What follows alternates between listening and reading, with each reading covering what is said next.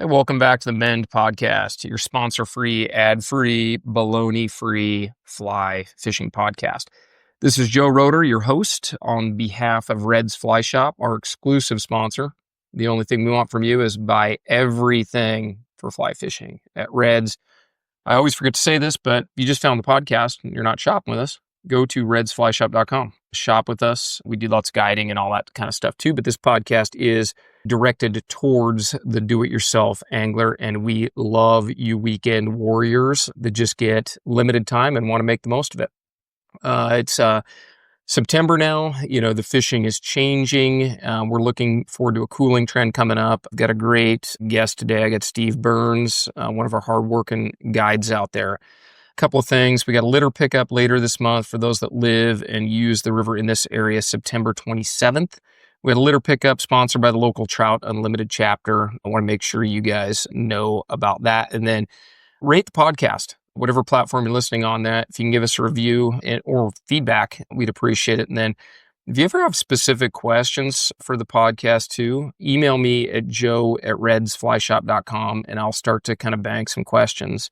Don't DM us on Instagram. We get so much spam there. We don't really find those. So just email me, joe@redsflyshop.com. Let's get into the podcast. Steve, how you doing? All right. You're just off the river. Yeah. Just did a half day. Did a little 4-hour trip this morning. Started at about 6:30 and did about, 5-6 miles or so. It's getting slow out there because the river's going down. Yeah, so the smoke today, good, bad, and indifferent? Maybe helped a little bit early, I think. I saw some fish coming up, but we had kind of a newer angler, so we kept to the subsurface stuff. We nymped the whole time and, got my client tuned up on that. So the next time I see that client, we'll probably try something different. Yeah, I give them a little something. It's when you get guests like that, you kind of have to pick and choose. Like if you're going to get good at one strategy, like flipping back and forth between nymphs, streamers, dries with, a newer angler is very difficult.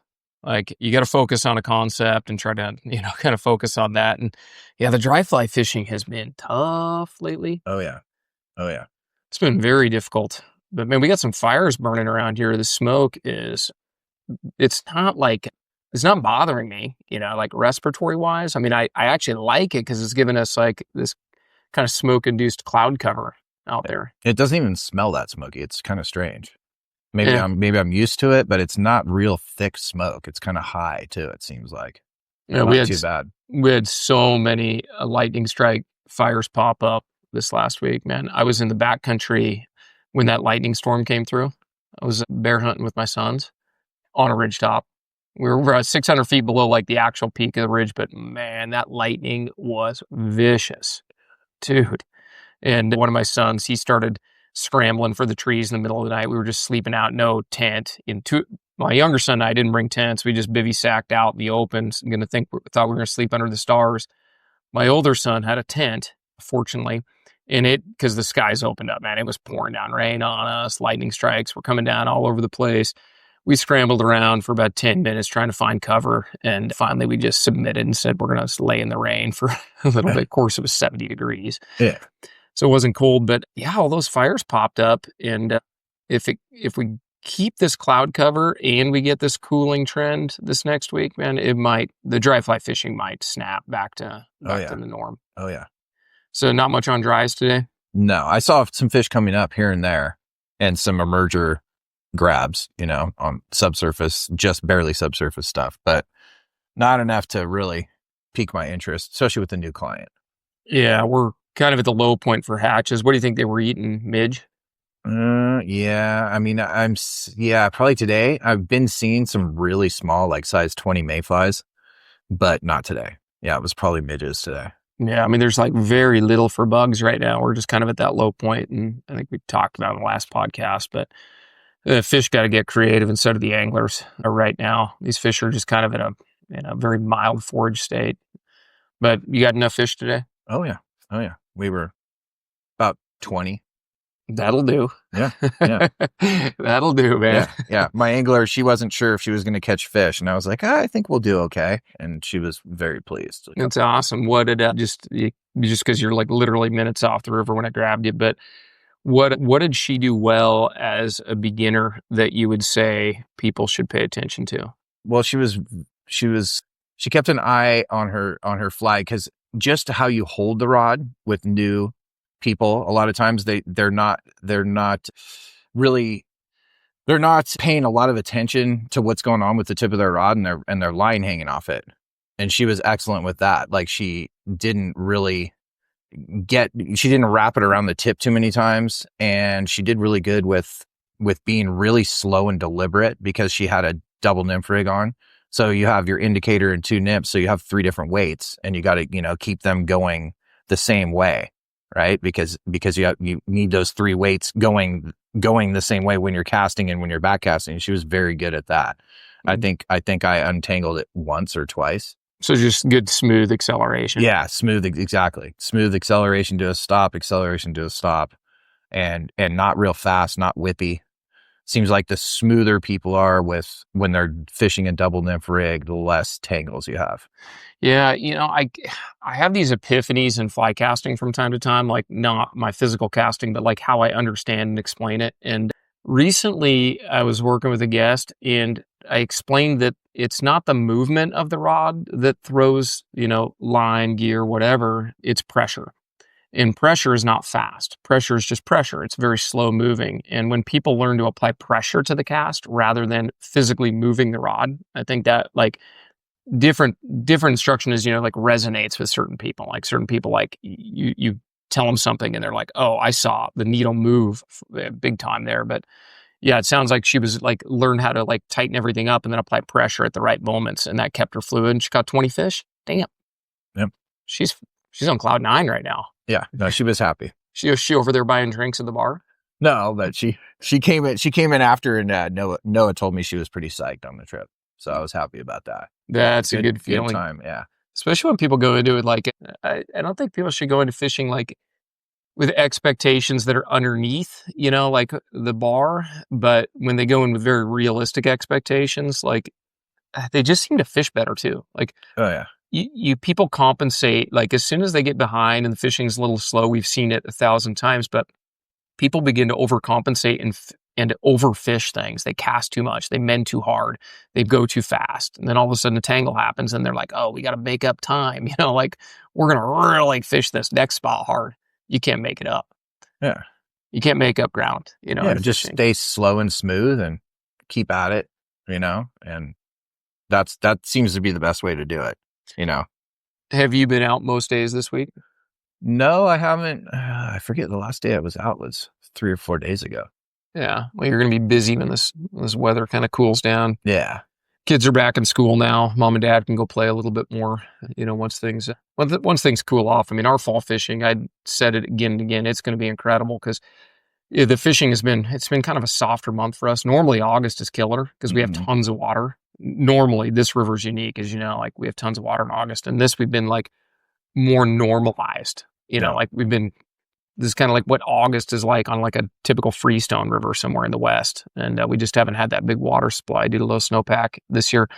But yeah, I think that the big fish are just laying low, being creative, and they're just kind of in that pseudo state of semi-hibernation, very selective foraging right now. Oh yeah.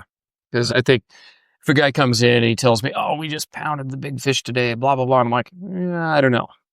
Yeah. I don't know, man. We all share a lot of information. It's been, but I think the big fish are in good shape. We have not been beaten up on them. I think we get a cold snap and things are going to be absolutely incredible. Fall is, arguably my favorite time. Oh yeah. It's going to get good once this weather cools down for sure. It's going to be looking good out there. Well, first time just you on the podcast. When did you learn to fish? I started fishing when I was 5, and then I got my first fly rod when I was 11. So my uncle handed me a fly rod when I was about 11, and used to go and fish a lot in the Eastern Sierra because I grew up in Southern California. So that was about a 4.5, 5 hour drive from us. So we did a lot of fishing in the Eastern Sierra, a lot of a lot of the Owens River, the Walker River, and then a lot of the little streams up there, and then a lot of backcountry, high country hiking to golden trout too. Man, I found a golden trout mech on that when I was in that lightning storm. Oh, dude. The problem is, it's like, I mean, if you're a really, super fast hiker, there's so much deadfall you got to get through. And this trail is completely blown in. But a good hiker can get there in 4 hours, like very hard 4 hours, like 5, it'd be like more realistic. But man, the stream below this lake is full of golden trout. Like absolutely, like I've never seen anything like it. It's Nice. ridiculous. That's one of the ones they're trying that they've been stocking or whatever it did for a while. Dude, these things are like wildly reproducing now. Oh yeah. Like, man, it's incredible. And some of them were like 12 to 13 inches. Oh, that's awesome. And I never made it to the lake. We were right below the lake, but I'm going to get there next summer. I mean, my younger son was like, I would pay $200 for my rod right now. Like, we didn't expect to see that, but I've never caught a golden trout. Yeah. Yeah. And in the Sierras, like a 14-inch is like a trophy. Like I'd probably never seen that many fish over 14 up there. Yeah, I mean, they have such a short growing season, at that high elevation. But now that's on my list for next year. I really do want to catch a golden trout. There's a book. I hate referencing books because, annoying academics are always like, oh, have you read blah, blah, blah. But there's a book my dad got me called Many Rivers to Cross. Have you ever heard of that book? Uh-uh. I know what you love fly fishing more than life itself. So I know you enjoyed reading and, kind of classic fly fishing literature. But anyway, it's about like basically how the West was settled through the eyes of an angler. And then there's a guy who kind of goes back and revisits a lot of these old diaries of where people found native trout, back when the West was being settled. And he basically chases native trout in their native habitat throughout the country. And, goldens are one that are, it's pretty neat, in the Eastern Sierras, like catching. Yeah. I think in Washington they were planted. Yeah. I mean, it's interesting because they're really only from the Kern River drainage. So it's really only the Southern Sierra. The rest of the Sierra, they actually planted them. Oh. So they're only from a small little part of the Southern Sierra. I don't remember that specific part of the book, but those are the kinds of places he didn't want to go catch the planters. Yeah. It's a really great, entertaining read. The author, I wish I could remember his name right now, but anybody looking for a good read, that Many Rivers to Cross is a great book. But he's a really witty writer and he really pokes fun at kind of these artificial tailwater fisheries like we have here, which are, great source of entertainment and fun. But yeah, it's I didn't know that. So Kern River drainage, that is the OG. That's the original drainage they're from, and they spread them throughout the Sierras, and now, and I think a lot of those high country lakes in the Sierras were just like sterile, like there was nothing up that high. Nothing ran up there, even though all the rivers were attached back then, and they could probably get to the base of the Sierras that way in the Owens Valley, but yeah, and then of course they brought over the brook trout from the east, and basically most of those lakes, there's rainbows in them, and then the little brooks, the little streams that come out of them are full of brook trout.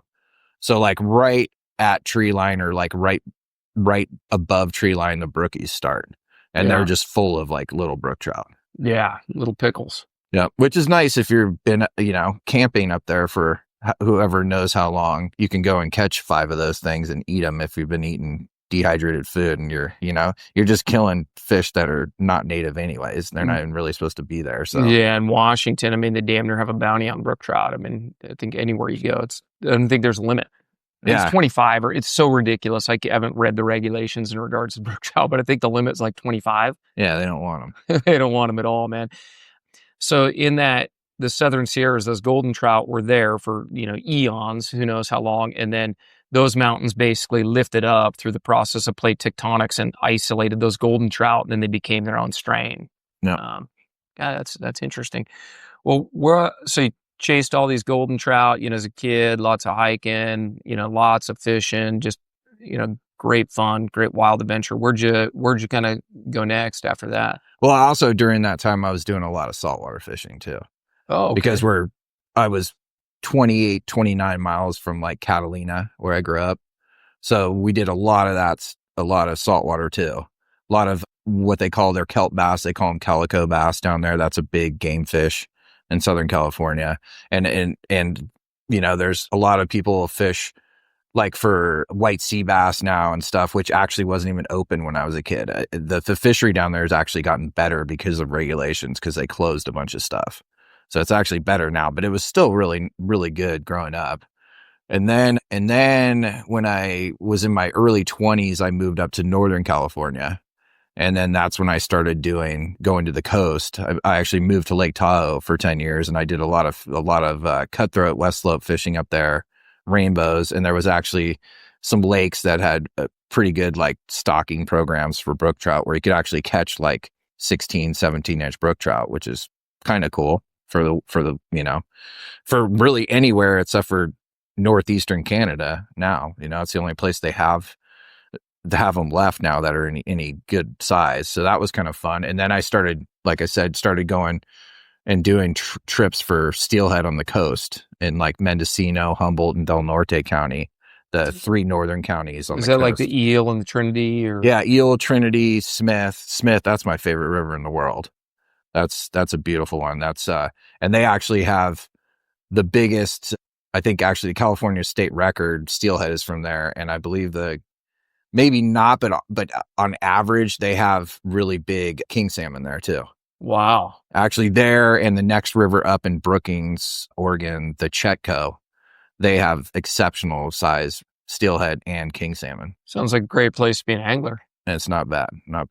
I mean, it was very diverse. I mean, I could go saltwater fishing, and then I also would fish the local coastal range in California too for little trout. Like there'd be like little rainbows, that they would stock up there. And then there was some wild self-sustaining populations of rainbows too up there, but they never really got that big. But I could drive a half an hour and still go catch trout. How old were you when you got your first set of waders? You remember your first set of waders? Yeah, I think I was like 12 or something like that. Being me, I didn't get mine until I was 18. I was just thinking about, because like, as we all break into fly fishing, most of our initial experiences, this is what I found with most professional guides, is most of us started gear fishing. I don't know if that was your background as well, but like, yeah, you fall in love with the act of fishing, and then you find this really cool way to do it, where you find yourself in a situation where fish are eating bugs or insects, which is like the high Sierras. You could probably go throw cast masters at those fish in the high Sierras, but you're seeing them eat insects. Yep. And you're like, I need some way to, imitate a bug. And that was my experience. And then I really took off with fly fishing not till I was 18. But yeah, I remember I got a set of neoprene Hodgman waders from the local Bi-Mart. Dude, I was stoked. Oh my, no, they weren't Hodgmans. Those were the Gucci brand. I had Remingtons. Oh, nice. Yeah. Nice. Just a sweat box. Swamp ass all day long. I remember my first good pair. I remember my uncle was like, you need a pair of good waders. And that was the old Sims. I kind of forget what they called them, but they didn't even have like gravel guards on them. You had to buy the gravel guards. Classic guide. Yeah, classic. Classic guides. And then, and I remember the big thing with those was the Patagonia had a good pair out too, but the Patagonias weren't DEET proof. So if you got DEET on them, it ate them up. And the Sims were like the first ones out that were like DEET resistant. So I, read up on them and I'm like, I'll take the Sims. Yeah. Like, bug abatement is very important. and I had those Sims until like 5 or 6 years ago. I remember I tried to turn them in like maybe the third time, and they're like, you don't have enough material on those for us to cut them and put booties on them again, neoprenes on them. They're like, for your year, whatever it was, waders, like late 90s or whatever it was. And I was like, I guess you're right. It's time to get a new pair of waders. It's like a good pair of jeans. Eventually they wear out. The OG Sims Classic Guide were such great waders, man. Yeah. I mean, they weren't making very many at the time. And man, those things were just so incredibly rock solid. And they could breathe. You're like, it wasn't as much of a sweat box. It was nice. Yeah, I remember I got those Remingtons. I really thought it was something special, dude. Yeah, so you were fishing, you got into, steelhead fishing down there. Were you spay fishing at the time? No, I started just gear fishing, and then I finally got like, I think, an 8-weight. That was like my first big rod, because I'd only had 4 and 5 weights before that. And I finally got an 8-weight, and then I started, I think the first river I ever caught a steelhead in was the Garcia River, which is north of the Russian River, and I believe it's southern Mendocino County, pretty sure. And it's just a little creek on the coast, and basically you go and fish it right when they're coming back into shape. And because the fish in the winter run up there and run back out real quick. And really the only first like mile or two is accessible, because there's ranches and it's all private up top. So no those access. fish are just like, must be just hot as pistols then. Oh yeah. I mean, I caught it in the tidewater. So it was nuts. And then on that same trip, we went up to Humboldt County, and I remember I caught my first really big steelhead. I think it was like a 16, 17 pound fish pen. And I caught that on a 5-weight, and we were fishing for cutthroat. So we were catching cutthroat. And then all of a sudden we started catching, I think they call them half pounders or quarter pounders. Those are little, fish that are in those southern Oregon and Northern California rivers, steelhead 20, 22 inch. We see a bunch of those in the spring here. Yeah. I think we're catching a lot more steelhead than we realize. Oh yeah, for sure. I got some this winter that I thought even for definitely probably steelhead. And so, so I went up there, and we're fishing in these lagoons that are up there, where basically a creek comes in and the ocean is right there. All there is a sandbar. That's the beach in between you and the ocean. And we're catching cutthroat. Then we started catching those small steelhead. And then I hooked this regular 17 pounder, and I was like, oh, I got a seal. It's a seal. And then my buddy sees it jump, and he's like, no, it's a salmon. You got a king or something. So we fought it for like a half an hour, chasing it around in my little canoe. And then finally it jumped in front of us, and we're like, oh my God, it's a steelhead. And we got that fish in like probably 40, 45 minutes. I've never seen a fish jump like that in my life. So it was like, must have been like 36, 37 inches. Oh yeah. Maybe more. Yeah. It was a nice, big hen. In a canoe? In a canoe. Yeah. My buddy I had a trolling motor on it, and I was just going, go right, go left. And there's like seaweed, because it's brackish water getting caught on the line, and we're pulling that off because it's getting caught in between the fish and my rod. And I finally got it in. We took a picture of that baby, and then we dragged it around for about 100 yards to get her going again. Yeah. Because she was kicked. She was totally done. And we just had her underwater and, dragged her through the water until she started coming back and getting real like ornery. like you would resuscitate a big tarpon. Yeah. Just using the boat speed. Yeah, just using the boat. Yep. Just had the electric trolling motor going, and then once she was kicking good, we let her go. God, that is so awesome, man. Yeah. This goes to show, like, just getting out and getting fishing, you're gonna carry that memory for your entire life, like vividly. But man, just getting out and getting your line wet and getting fishing, you just never know what's going to happen. So how'd you get to Alaska and then later the Pacific Northwest? Well, I moved up here, then I started going to Alaska. So I moved up here in 2010 and lived over on the west side in Kitsap County, and started fishing the OP a lot, and then decided I wanted to be a guide full time. So I started guiding out in the Olympic Peninsula with my first boat. And then I did that for 7 years. And then I used to fish out there in the summer when the hoe was open, or the solduck or the hoe were open most of the time. And then they started closing it because the biologist told me they were trying to protect like the springers and the summer kings that were going in there. And, so I was doing that, and then they started closing the river. So I was getting cut short on my summer season, and I was thinking, I got to figure something out. And then I just decided I should go up to Alaska before I'm too old to do it. So I started going up to Alaska. The first year in Alaska, I fished at a smaller lodge that was kind of just it's about a half an hour flight out of Anchorage. So it was just kind of northwest of Anchorage, and like we could see Denali from it. So we're kind of in the Denali area. And that's Yetna, Alaska on Clear Creek. Is fishing primarily for rainbows or? No, fishing for beginning of the season kings. Actually, the rainbow fishery wasn't great that year, and we did a lot of kings, and then chums and pinks would come in, and then we'd be doing silvers, and then at the end of the year we would do some trout. And like I was kind of the trout guy at the beginning, so I did actually fish in June and the beginning of July for trout too, when people came up who wanted to fish for trout, but it was mainly salmon. Was it a mix of gear and fly, or just fly? Or for the kings, a lot of times we would do gear, do regular gear. For the trout, always fly rods, and then like if people came up with the spay rods, I would always get them. So we'd swing for them too. Yeah, I mean the king fisheries up there, a lot of times that's high water, right? Mm-hmm. Yeah, so hence having the option of fishing gear in some of those Alaskan lodges. And then how many years did you spend guiding in Alaska? 3 years in Alaska. Wonderful 3 years. Oh yeah, I miss it. Yeah, I mean, it kind of gets under your skin. It gets in your blood.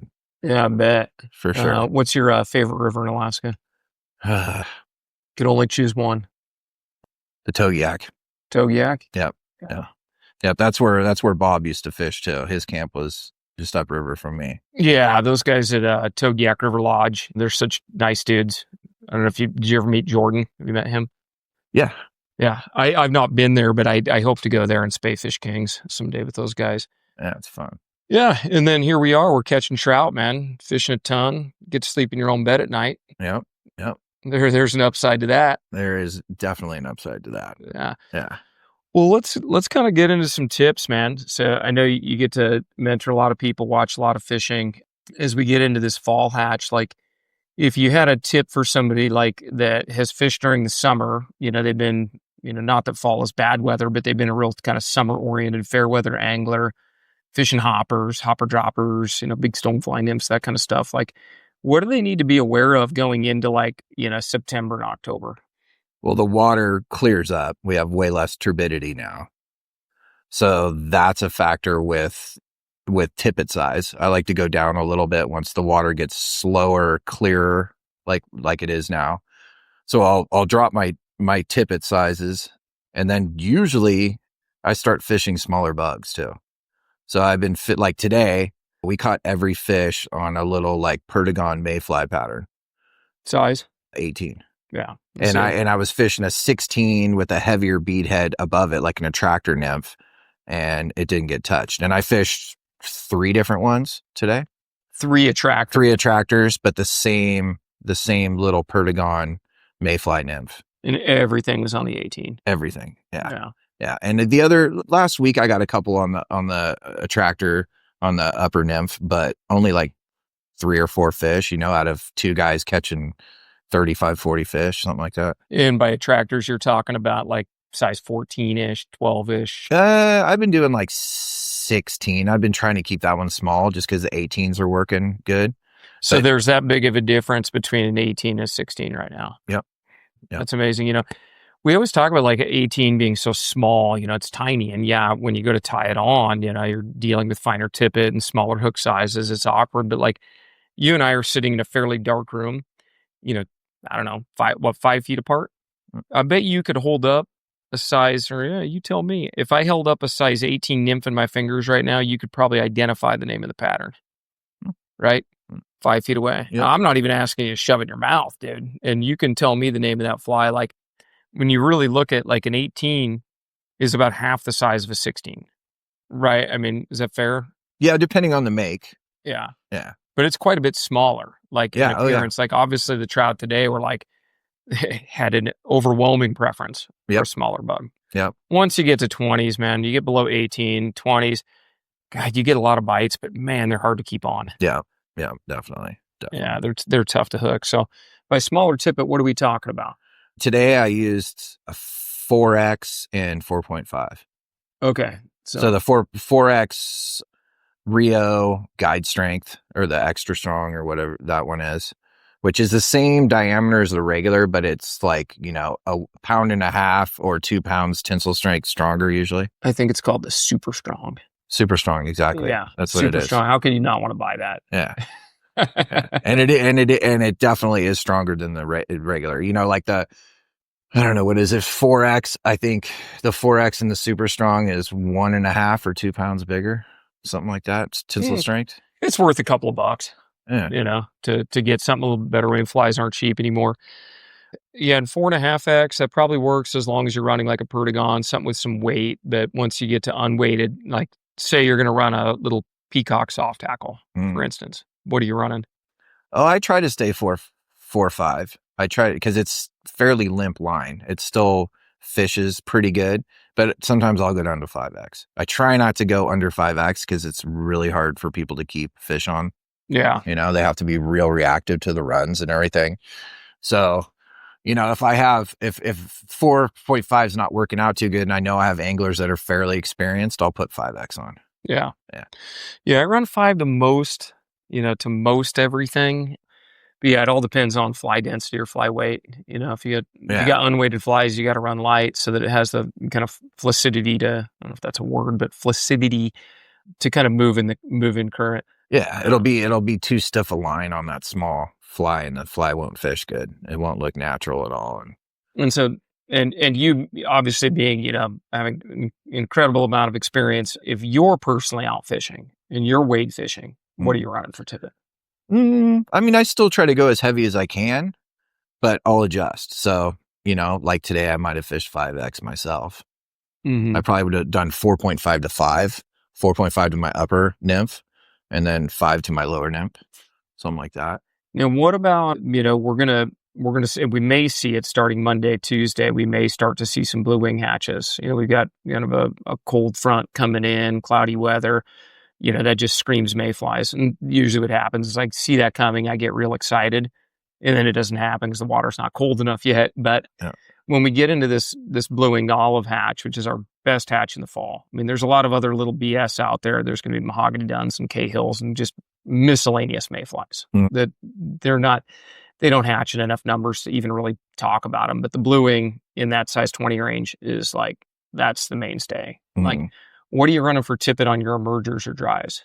Well, for dries, I'll probably go up to a 9-foot leader. I'll get off the 7.5 that I use most of the summer for the big bugs.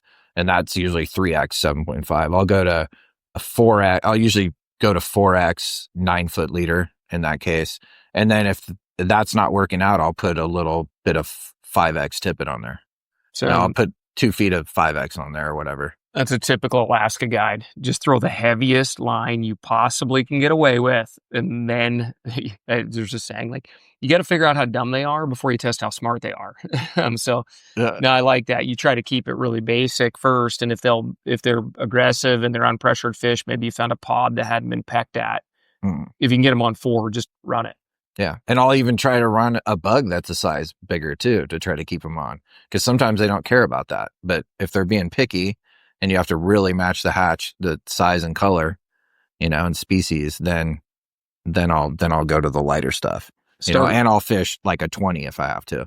Start big and then shrink it down. Yeah. Sometimes I'll put an 18 on in that case. Now spay fishing aside, right? Because we're about to come into like our best spay season. We need a hard freeze, in my opinion. And then that kind of shuts the bugs down, and then they can start to, the fish become more predatory from my experience. But outside of spay fishing, if you had to choose one rod to fish September, what length, weight, what build is that going to be?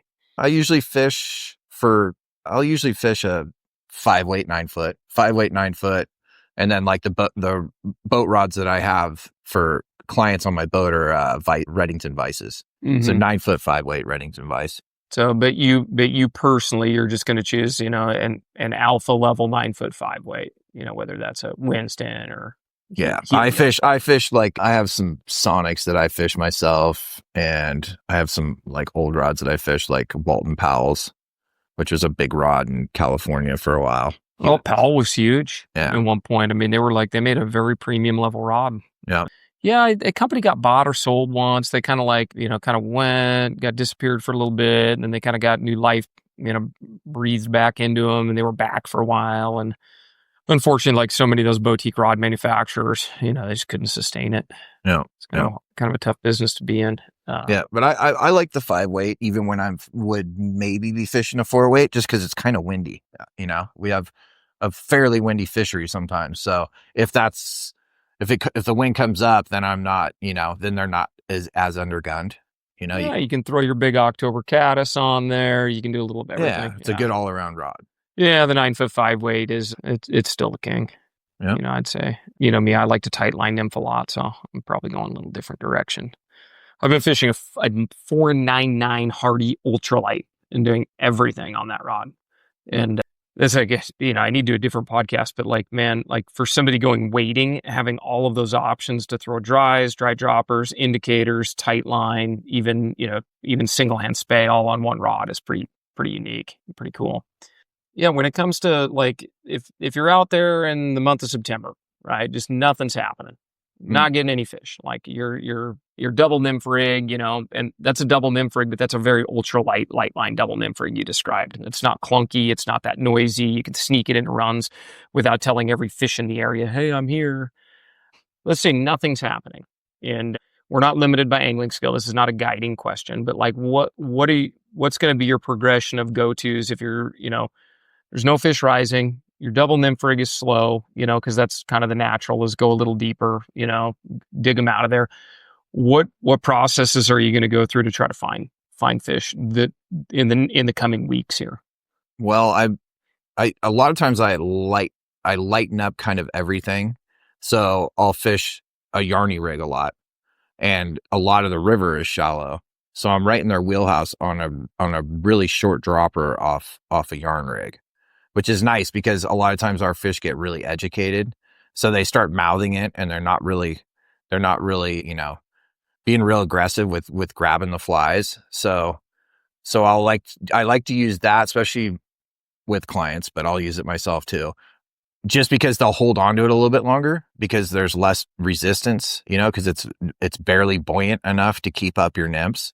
So they grab that thing and they'll hold on to it a little bit longer. So that's one thing I do to try to help things out, especially if I'm fishing a deeper rig with heavier stuff. I had never even occurred to me, Burns, what you just said, because I have when we get to these ultralight rigs, I have far more success on yarn. Personally, guiding is a completely different discussion. We run thingamabobbers guiding a lot because people get 4 or 5 hours to fish, 8 hours with us, whatever. The thingamabobber style indicators keep them moving. There's no maintenance. They can mend the heck out of them. It really softens the learning curve for them. But I always fished yarn because, I assumed it was the drift is a little better with the ultralight rig, right? It just wanders better. Mm-hmm. It's more sensitive to the strike, so you can see the strike more quickly. But I think that makes so much sense. What you just said is when they grab yarn and they can pull that yarn through the current or pull it under with almost no resistance, those taste testers are hanging on to it a little longer because they don't immediately feel line tension. But they dunk that yarn and it was super easy. That yarn's super sensitive. So it's giving you another moment or two to actually connect with fish. Yeah. And I'm fishing, I'm generally fishing even a thinner tippet too, which helps a little bit with the drag too. If you have a little bit thicker line, when they stop it, they feel the bow in the line too, I think a little bit. So that puts a little teeny bit of help, but it's mainly, the buoyancy of the yarn. Yeah, that's for sure. I'd never realized that before, but now that I'm just replaying, thousands of strikes in my head, or at least my average of 1,000 strikes in my head, I'm like, they do hang on to it longer with a more delicate indicator because they're not yanking against it and feeling something pulling. They can actually go grab the nymph, gently pull that yarn down as they go back to their holding position. Yeah. And we see that real distinct take, but they're hanging on to it instead of just picking it up, feeling something tugging. Oh, I better let go of that one. That one was going to bite back. Yeah. And my aha moment with that was actually fishing coastal cutthroat in the Sound, because there's a certain time of year where and it could be any day, but usually it's in the fall where they start eating little stuff that's just in the water. And the only way to mimic the behavior of what they're eating is hang it off an indicator. So I remember the first day I saw that, I was actually watching cutthroat eat little stuff that was just cruising through the water with the current. And in the tidal current? Yeah. There'll be a tidal current or whatever. There's still gravel bars, out in the Sound. So there was kind of fish sitting over the end of a gravel bar, and stuff was coming over it in the current as the tide was going out. And I was like, and they wouldn't touch streamers. And, there was an older guy fishing by me, and he's like, I've tried everything out here. And they're just lockjaw. They don't want, I've tried everything. And that means he's going through every streamer in his box, but he doesn't have any nymphs for him. And most people don't fish nymphs for him. So I saw this happening, and I had a little thingamabobber, and I threw it out, and they kept on grabbing it, but letting go right away. Grabbing the fly. But they were letting go because they feel that thingamabobber. So I went back the next day with pulsa indicators, little stick-ons. Yeah. And they still felt that, but I got down to where I was cutting those in half and using that as an indicator, and they didn't feel that, and I could actually catch them, because they're people think they're not picky, the coastal cuts, but sometimes they are, and they were just dropping it from the resistance. So I was like, whoa, what's the smallest indicator I could use? So I grabbed a pulsa, and that was still too buoyant, cut it in half, and that was working. So I was like, huh. So when these fish got real educated out here in the fall, which happens a lot of times, especially on low water years, it seems like, I was like, let's go with, a yarny, something lighter. Well, all of these fish have bit flies, like every one of them in the river. When the fishing's really great, we treat this river here like there's an infinite number of fish, but the number of fish is extremely finite. Like every one is so precious and so valuable, and they've all bit flies and spit them out. But I was at a fish ladder out on the Columbia River, and we were watching salmon come through. The salmon were really neat. I'm in the viewing window, It was one of my kids' school field trips. And then there was a trout, like at the bottom of the fish ladder, just hanging out there. It just lived in there, little rainbow. And I remember watching that little rainbow, like little shiny material would come through, like little pieces of silica or a shiny pebble, just something that was kind of fluttering in the current, or twig, and that rainbow would grab it and then cough it up instantly. Yep. And it was basically just using trial and error, like just deduction on, like, is that food? Nope, not food. Spit it out. Like just business as usual. And it's not like it would bite something and then be spooked. It would just bite it and instantaneously knew it wasn't food. And the more these fish have done that, obviously, the better trained they are to just cough it up. But I think there's so much wisdom in what you said about the resistance of the indicator, cluing them in more quickly. Yeah. That's a great tip. So back to, you trying to solve this problem of, the fish being quote unquote lockjawed. So you run a little lighter, you run a single nymph, yarn indicator, you're being a little sneakier. Yep. Not working. Well, then I'll start playing with bugs, to make sure I'm just not barely off on my pattern. So I'll play with bugs. And then if that's not working, and of course, before that, I'll go through different columns of water. So of course, if I'm seeing emerger grabs, I'm seeing swirls where they're coming up and they're not going up to the surface, I'll fish it really shallow. Right. Just a disturbance in the water, but no fish. Just a disturbance. Where you see where they make like a boil basically underwater, where they're hitting it a couple inches under the water.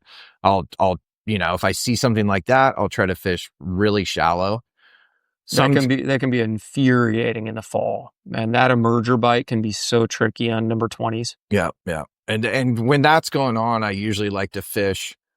A lot of times, even if I have a 2-foot dropper off my yarn, I'll fish a really light fly so that it actually swirls a little bit.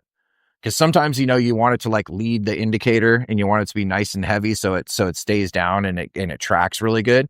But sometimes I find when I just put a really light fly on, like I fish a lot of RS2s, and I'll fish even unweighted RS2s, and even the weighted ones that I fish, it's a little teeny bead, so it's just barely getting down.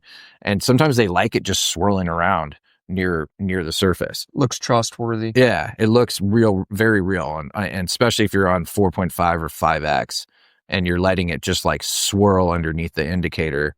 They trust that sometimes. You running a little strand of yarn or pulses for that? What are you doing? Yarn. Yeah. I usually don't use pulses just because the yarn I could adjust if I want to. It's kind of hard to adjust, but I can still adjust it if I really need to. Yeah, pulses just create micro trash. I used to use those a lot on Rocky Ford Spring Creek, and I would use them out here during a mid-catch a lot, but Yeah, they wind up in the back eddies. They come off your line and stuff sometimes, but Yeah. they're very effective, I think, for anglers that just need to have a quick go-to ultralight indicator for that. Just throw a pack of pulses in your bag, man, and just stick them right over a tippet knot. And I think that the volume of gear that we go through, I'm concerned about the micro trash for the Oh yeah. for the common user that's going to use a couple pulses a year. Who cares? If you lose one once in a while, just pick up a couple of beer cans at the access point, and we're still taking more trash than we're leaving, but pulses can come off a little bit. So, okay, back to the Yeah. problem at hand here, man. Yeah. So they're not boiling. The shallow, you're working the water column. You're going back to shallow to check and see if those fish are feeding suspended, because they will often feed better up in the column than they will on the bottom. No. I've seen that many times. And then, assuming you'll eventually run deep.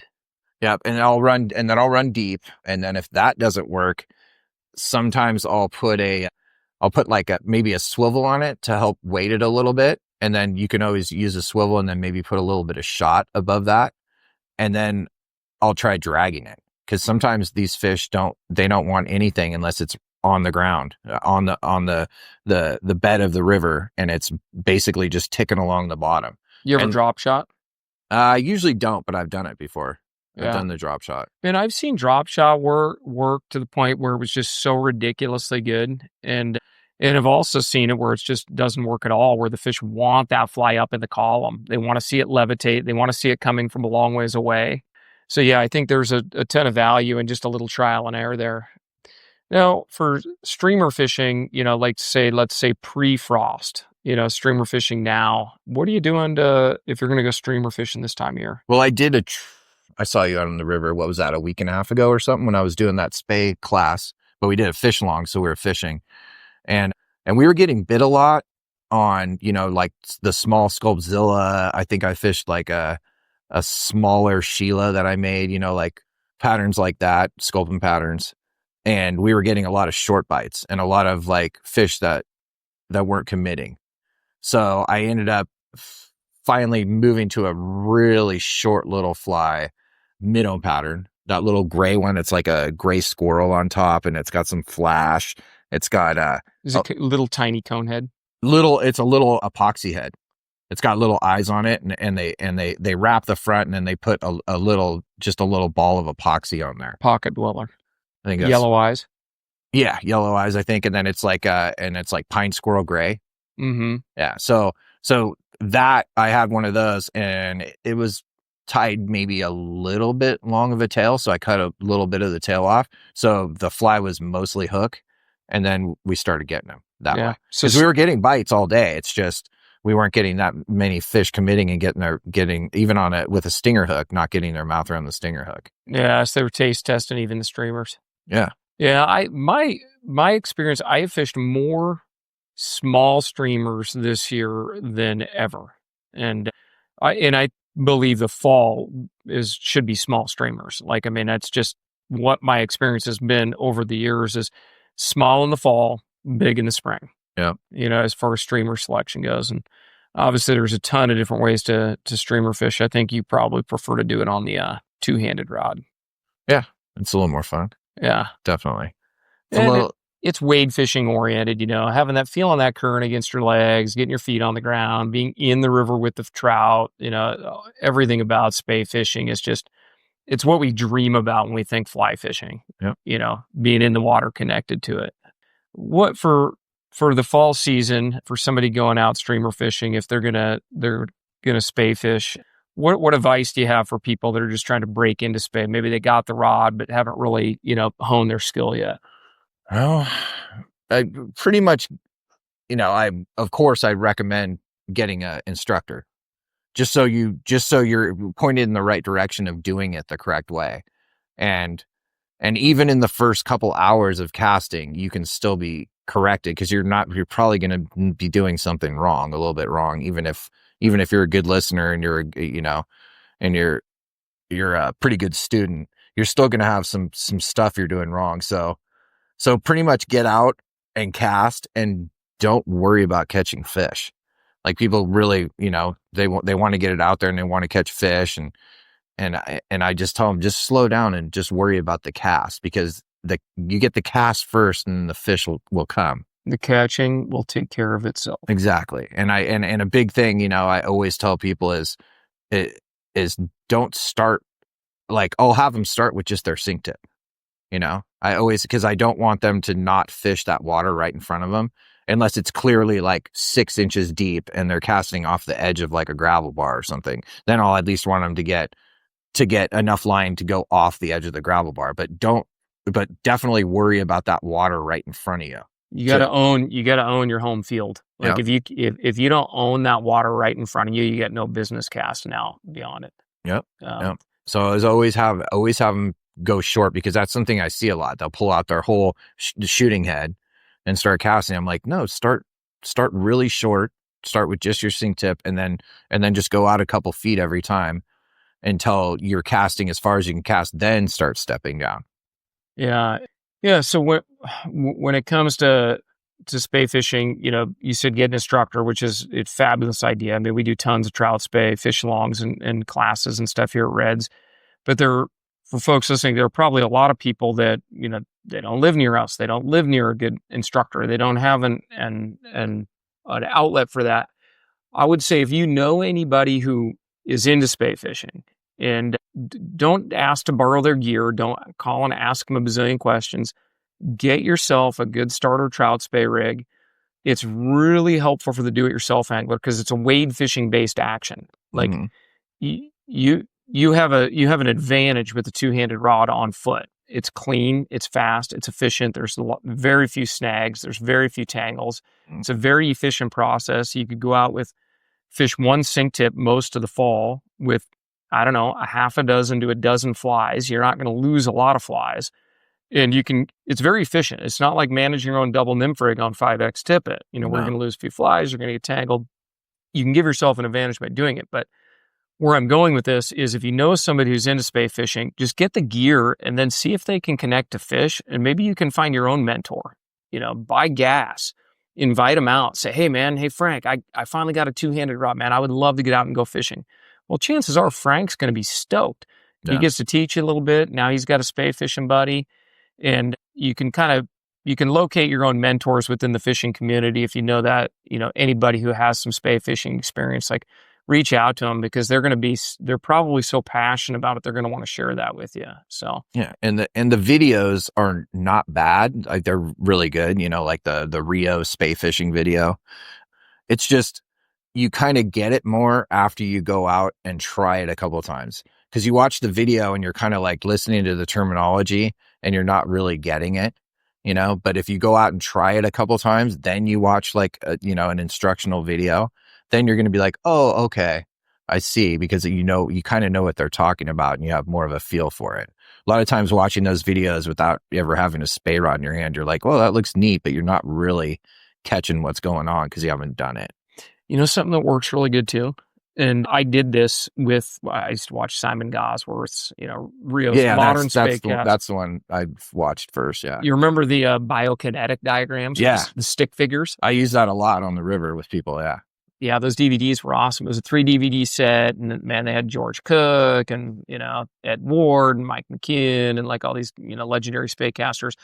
But I would just take the bottom half of a rod, and I would, like, in the shop, I would just follow along with the bottom half of the rod and what they were doing. And it really you eliminated the distraction of hooking yourself and all the line and all the baloney. And you actually learned to get your hands to exchange places, and actually use the rod as a two-handed tool and not just a long stick. I've definitely had clients that I told them to do that, where we went through, did a hour class and maybe a fish long, and that was still a problem for them, and I'm like, yeah, just take like you said, just take the bottom, the handle, and sit there and do those movements with just the bottom of the handle. That's super good. Yeah, spay fishing is a great, like, for the angler that wants some peace and quiet. They want to do something relaxing and fun. The catching will take care of itself. Getting into spay is a huge win for somebody who just wants to get their feet wet and get in the water, especially this time of year. I was guiding Wednesday, and I was thinking about a couple of takeaways I had. Well, I was guiding, what was it? The days of the week are meshing. It was 2 days ago, whatever it was. is learning how to properly skate a fly. We had Steve on the podcast a couple weeks ago, and he was going on and on about skating crane flies, which I'm a huge fan of. We all love that, man. When fish eat crane flies in the fall, it's like there's nothing better, man. Oh, yeah. They just catapult after it. But is getting folks to skate flies really well is really difficult. As you know, like it sounds really easy in theory. You're like, oh, I just get to let it drag. You're like, no, man, there's a lot of nuance to it. And skating crane flies and skating October caddis in the fall is a really fun way to fish, especially on foot, because you can dead drift and then you get to the end of your drift and then you can do a controlled skate at the end. And a lot of times those trout will just catapult themselves because both crane flies and October caddis lay eggs on the water. And a lot of times they'll skitter, they'll dance, they'll get stuck in the surface tension, they'll try to fly away and they can't. And then one of their legs is still stuck in the water. If you just watch the river for a little bit in the fall, especially in the evening, you'll see it. But there were a couple of tips I had or takeaways, like having a really good tight line cast, just making sure that when you throw a cast, you've practiced in the yard or you've become a proficient caster so that you get full leader turnover. So the leader hits tight. If the leader hits with slack in it, slack leader sinks really fast. Tight leader does not sink very fast. So when you're going to skate these crane flies or skate these Octobers in the fall, having that super tight leader turnover and then immediately learning how to scribble and raise that rod tip to make that fly not just drag, but to actually dance and hop and create bubbles and surface chaos. And even in the clearest water, it was amazing on a couple of days ago, like even in the clearest water in the middle of the day, we could get fish to just chase these things because we're confusing the trout's vision of the fly by actually putting bubbles and vapor and movement around the fly, so they don't actually get to see the fly that well. Yeah. And I really worked with one of the anglers. They're both very skilled, but they had really tough time getting that nice tight line cast. And that stop, like casting forward with a nice stop kicks that leader over really well. Yeah. And finally got the guys totally tuned in, but watching people attempt to skate flies that don't have a really good cast, and these aren't hard casts. We're talking about casting a dry fly 30 feet, but having it land crisp and clean, I felt like was my biggest takeaway from guiding a couple days ago. Yeah. Any other just concluder tips that you felt like were helpful? As far as getting back to what do I do if I'm not getting... Oh, yeah, the story needs to end with you finding amazing success and giant rainbows, Burns. So I'll do that drag on the bottom thing. And then usually my last thing, if the fish are not touching anything and I've gone through everything, is throw streamers. Yeah. Because, and that happens a lot, like when the barometer drops real quick and we have like a big storm coming in or something, there's a front blowing through and the barometer just drops out, and which is, the biologists will tell us that's due to their, what do they call it? I forget what they call it. It's what keeps them neutrally buoyant. Just their air bladder. Yeah, their air bladder. Exactly. So it has to readjust and they kind of don't eat for a little bit, but I think you're still getting those aggression bites. The competitive strikes. Yeah. Or you're swinging that thing, you're putting it right through their lie, and all the other fish see them and run away, and that thing's just going through and doesn't care, and they just get upset with it, and it's an aggression and territory bite. I think sometimes trout don't like to share space. No, typically and especially the big boys will push everyone out. So it's like, I think you get an aggression bite from it, and that's usually like my last thing. It's like, okay, they're just not eating anything, and that usually happens when a front comes in, because normally you can figure out where they're eating, and they're going to be eating somewhere in the column, and they're going to be eating some kind of insect, whether it be terrestrial or whatever it may be, but that's pretty much the last thing I'll go to. And a lot of times that works out really good. I remember like the first time I fished the Blackfoot, I went out there fishing. Chris Taylor and I actually drove out there on 4th of July one year, and it was 90 degrees when we got up to Ovando on the upper Blackfoot, and it was, 8:00 at night. It was still 90 degrees. We woke up the next morning, it was 60 degrees and raining. Then we put in on, I believe it's the North Fork or the West Fork, but it's one of the forks before you get to the main Blackfoot. And I went through everything in that like 2 miles or so and got nothing. And we got down to the bottom. I'm like, we got to try the streamers. Threw a streamer on 18-inch cutthroat first cast. right at the confluence, and we just killed it that day. Just absolutely killed it on streamers. I'm similar in this sense. My first goal is to catch them on bugs. I prefer to catch trout on insects, and if I can figure out what insect they are preying upon through its, maybe there's a particular nymph, even in the absence of a hatch, a particular nymph can be more prevalent. Those nymphs happen to be moving, they happen to be abundant. If I could figure out a bug that they're eating, trout are just flat out eating more bugs than they are bait fish. And so I'll generally work through the same progression. And then streamers aren't a complete and total last resort. I enjoy fishing small streamers. I don't particularly enjoy fishing large streamers. I feel like I'm throwing a Rapala a little bit. I certainly do it, and I've had great days, and I don't judge anybody who does, but my goal would be to figure out what bug I can get them on, and then I'll figure out what streamer it's going to take to do it.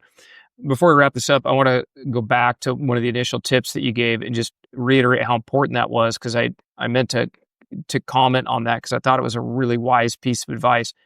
But you were saying the lady that you were guiding today did a really great job, which is rod orientation. Like, these rods are usually a minimum of 9 feet long on a big Western river. The smallest movement that you have during a drift or presentation in your hand results in massive travel of the rod tip. And we watch people foul really good drifts a lot by pointing their rod a little bit left, pointing their rod a little bit right, raising it at the wrong time, dropping it at the wrong time. And it's really important to have that real conscientious kind of neutral zero of that rod tip throughout the drift.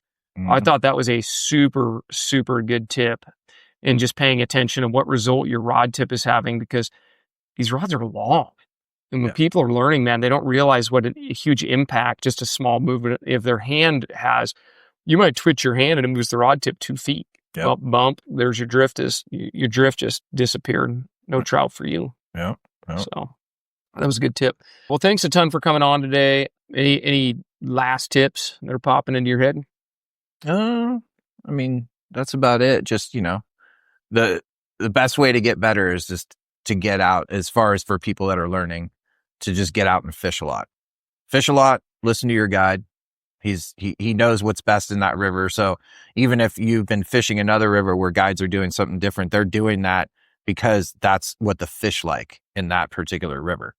So even if you are, a fairly experienced guy and you are fishing the green or something, in Utah, and then we come out here and we're like, no, we do it like this. We're saying that because it's more specialized to this river, because every river is different. Even in a certain zone, like all the Western rivers or whatever in Montana, there's still intricacies in each of those rivers. So really, it's really wise to listen to your guide. Yeah, and the local fly shops want you to succeed here at Reds. We desperately want you to have a great day out there, because we are so much more likely to see again. So listen to local experts. Hey, thanks for following along to Tuesday's Tippets. Review the podcast, email questions if you want a certain topic discussed, joe@redsflyshop.com. And thanks for coming on, Burns. All right. Thank you.